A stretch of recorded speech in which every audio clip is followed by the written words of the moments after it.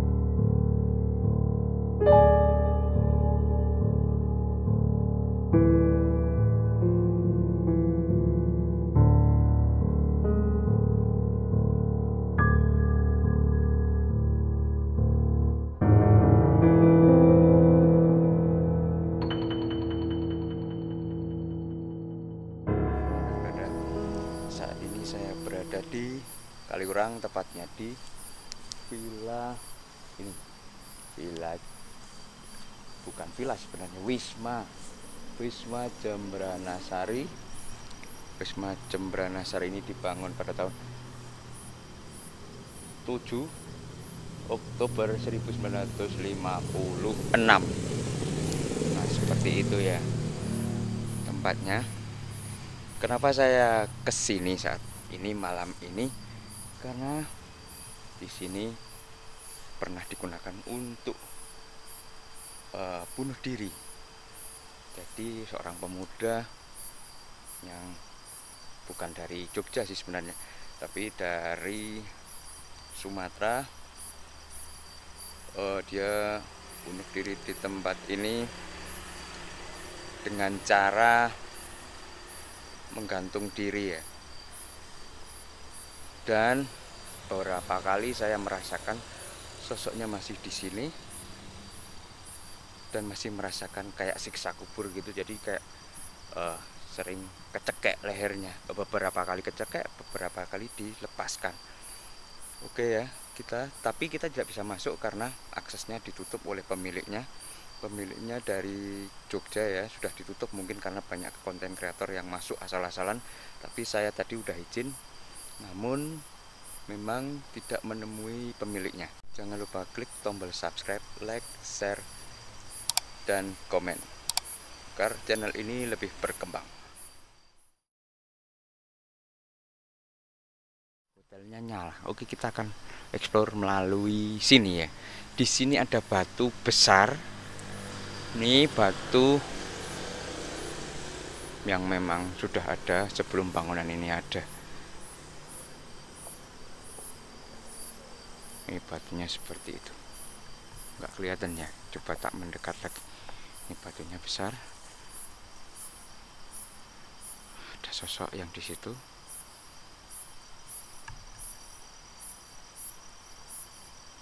Ada beberapa entitas ya, ada 1, 2, 3, 4 duduk di situ. 2 laki-laki, 2 wanita. Tapi ini penunggu batu ini. Dan ini juga ada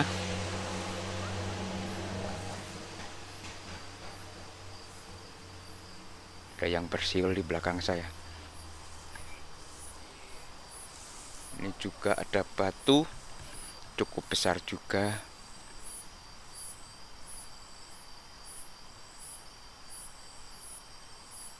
Ada penunggunya di belakang batu ini, tepat berdiri di belakang batu ini. Ini sosoknya besar, hitam, dan memakai semacam apa ini, gelang di lengannya, dan memakai celana dalam doang. Ada taringnya di sini. tapi tidak mengganggu. Kalau kita juga tidak mengganggu. Seperti ini. Ntar ini lampunya saya balik dulu, dan itu aksesnya di situ. Iya, ini dari depan seperti ini. Kita coba memutari lagi, nih. Nah, seperti ini. Ini rumputnya juga sudah tinggi. Ada beberapa sosok di sini sih. Ada makhluk tinggi besar, lengannya agak panjang, seperti monyet ya. Dia ada di lantai atas sebenarnya. Dan ada satu lagi keunikan ya. Tadi ketika saya baru datang gitu disambut oleh sosok hantu Belanda, laki-laki ya, kayak umur 20-an gitu. Nih pintunya seperti ini. Hantu, kayaknya hantu Belanda, rambutnya klimis gitu, bajunya putih. Di sini, tepatnya di sini tadi, kayak menyambut saya di pintu ini tadi. Nah, di pintu ini kita lihat dalamnya seperti apa. Kok nggak kelihatan ya? Itu ada kursi-kursi sebenarnya. Coba lihat di sini.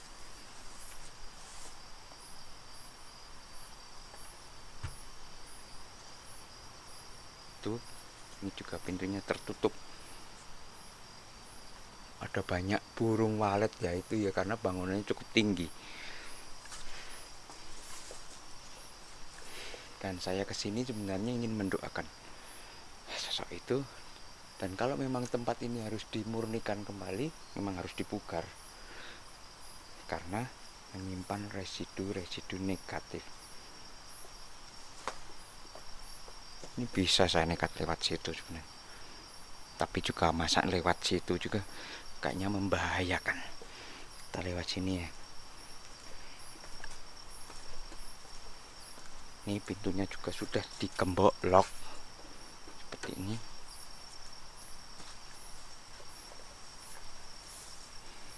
Nah, ini ada sofa yang juga sudah rusak.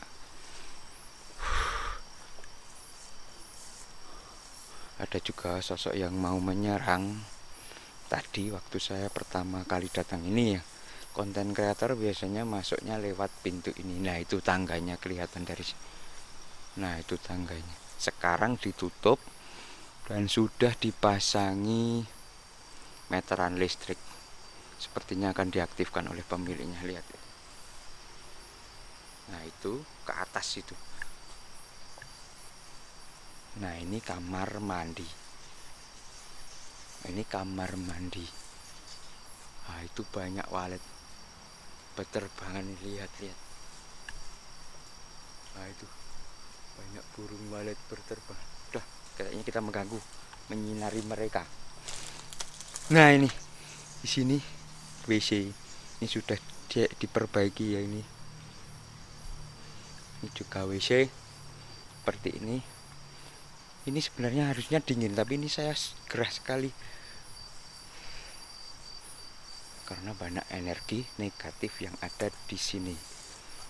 Ada juga cewek, ada juga cowok, tapi yang paling dominan adalah yang tinggi besar. Nah, itu dia. Nih, seperti ini. Bangunannya seperti ini. Oke, saya akan melakukan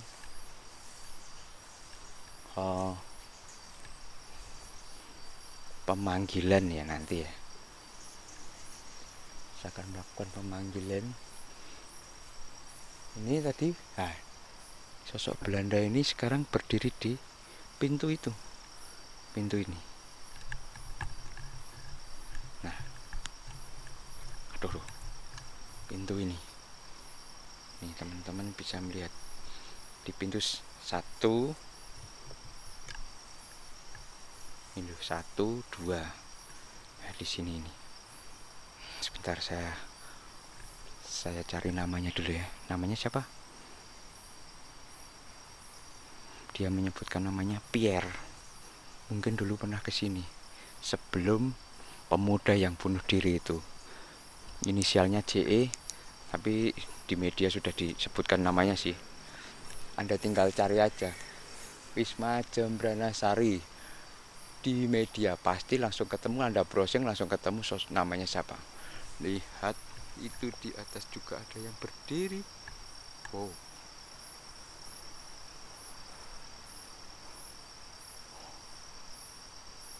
ada yang berdiri. Nah, ini maksud saya ini nah, ini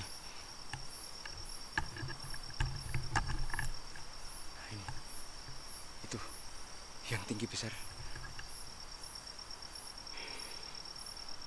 mengawasi saya dari atas. Tidak ngomong apa-apa sih, cuma mengawasi. Nah, ini sekarang kesini. Ah, itu di situ ya.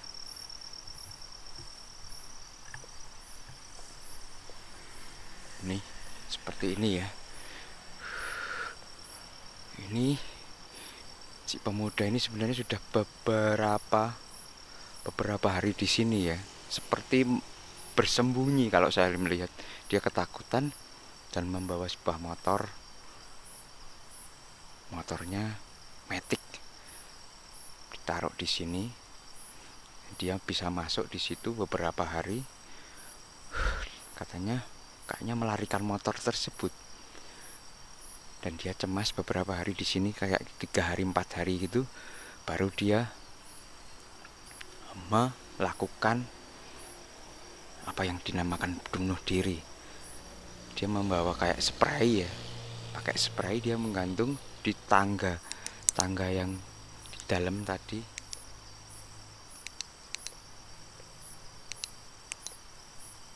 Di tangga yang tadi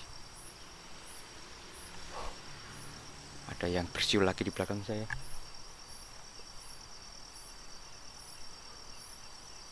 Ini banyak yang nonton malah. Ini di sini banyak yang nonton. Ada anak-anak, ada ibu-ibu. Tapi pakaiannya zaman dahulu ya. Ada yang pakai kebaya lusuh gitu. Ada juga anak-anak pakai celana pendek, kedodoran di situ.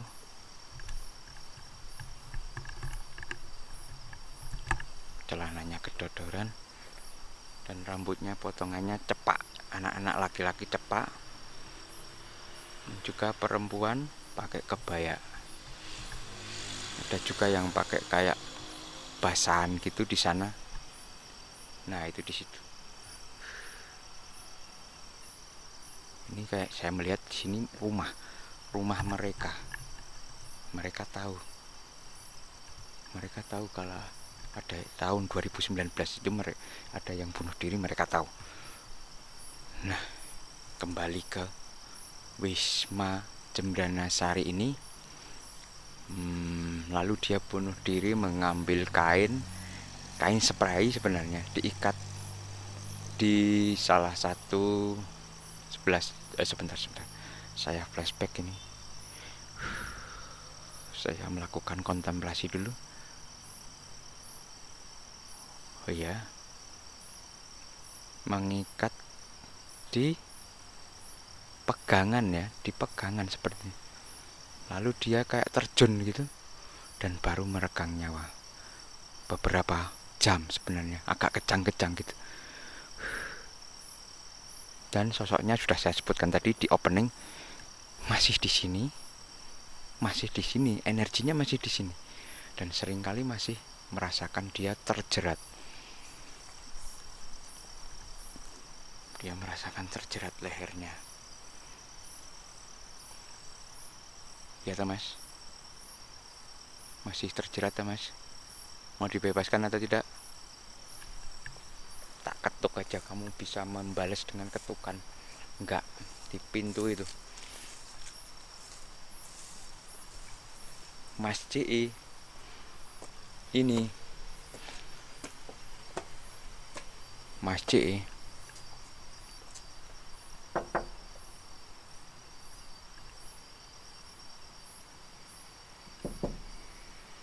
balas, Mas CE.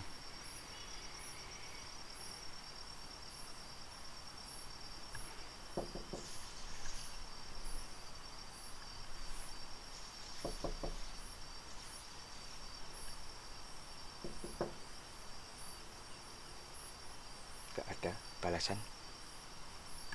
Oke. Mungkin kekuatannya tidak bisa memegang benda padat, mungkin seperti itu ya.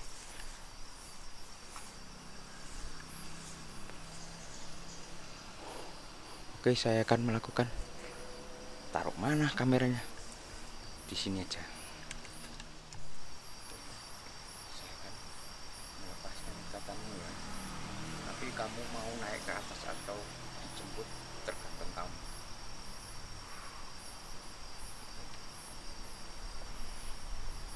Anginnya datang besar sekali. Oke, kami ini juga. Dia tertatih.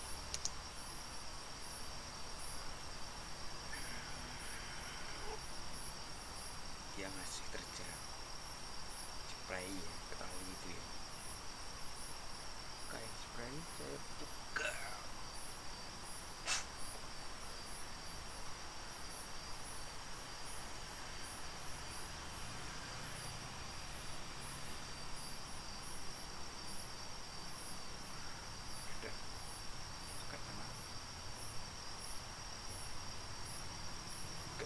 Teman-teman kalau merasakan pusing, saat melihat video ini, bisa tulis di kolom komentar atau segera matikan video ini lalu nonton lagi, atau cuman mendengar suaranya, karena ini akan bisa Anda rasakan ketika Anda menonton ini. Ini sosok yang besar datang. Di belakang saya ini ada sosok besar. Ternyata ada 3.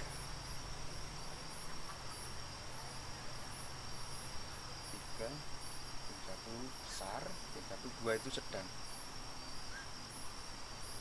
Ada 1 lagi 4 di bawah sana. Coba saya akan ambil kameranya dulu ya. Nah, di sini ada 2, di sana ada 1 lagi. Tidak menjauh tapi sosoknya sama, berbulu juga. Apakah kalian membisikkan? Ayo gerakkan pohon-pohon atau daun-daun ini nih, daun ini. Kalau kalian juga membisikkan bahwa si Mas JE ini tadi kamu bisikkan untuk bunuh diri, apakah benar? Jawab loh. Ayo pegang. Goyangkan daunnya kalau benar.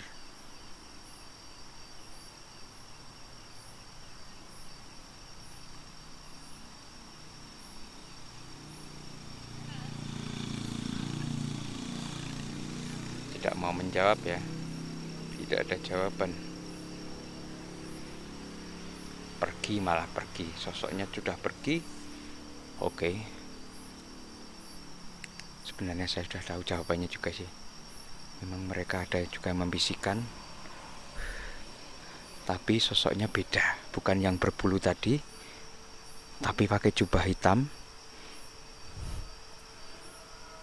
gede, tinggi gede, maksudnya tingginya sekitar 2 meter.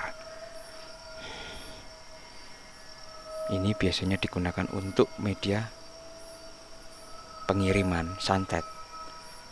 Tapi kenapa ada di sini? Mungkin sudah tidak dipakai lagi ya.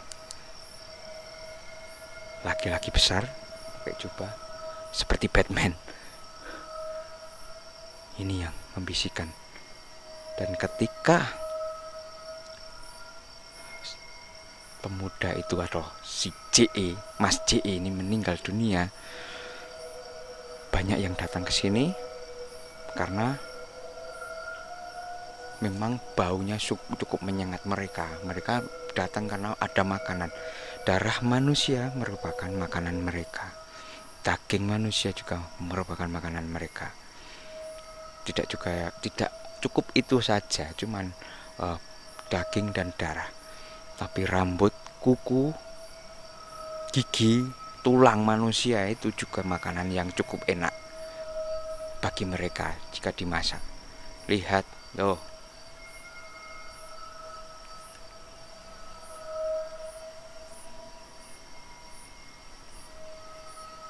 ini sosoknya ada di balik jendela itu ya, mengamati saya, tapi tidak berani mendekat, tidak berani keluar intinya. Di jendela itu pakai jubah tinggi, dan akhirnya banyak yang datang ke sini. Makanya ketika tempat ini memang cukup angker, karena memang banyak yang datang, kekuatan-kekuatan negatif, karena disinyalir di sini ada makanan mereka datang. Dan sampai sekarang saya melihat, meskipun sudah dibersihkan oleh aparat, sudah dibersihkan oleh petugas saat itu, sampai sekarang darahnya masih ada, secara gaib masih ada. Jadi mereka di sini karena di sini ada banyak makanan seperti itu. Jadi saran saya untuk pemilik tempat ini, jika memang ingin tempat ini diaktifkan kembali ya, sebaiknya dipugar. Jadi tempat ini dipugar, terutama bagian atas yang digunakan untuk menggantung diri, supaya pegangannya itu bisa diambil lalu diganti yang baru. Dan juga lantainya beberapa tegel juga harus diganti, sepertinya seperti itu. Dan untuk tempat ini supaya bisa diaktifkan lagi untuk wisma, untuk menginap para tamu yang ingin menikmati suasana Kaliurang. Oke, sampai di sini dulu trekking mistis kali ini. Sayangnya kita tidak bisa masuk, tapi irasional tetaplah irasional, karena memang beda dengan yang lain, karena kita memiliki ekstrasensori untuk mengukur atau memanggil sosok-sosok yang tak kasat mata. Dan ada Pierre, sosok hantu Belanda tadi, yang memang menjelaskan kepada saya bagaimana kronologinya. Memang saya sudah kontak dari rumah. Saya closing kali ini. Keyakinan tanpa Anda uji, maka Anda tidak akan tahu seberapa besar keyakinan itu. Salam irasional.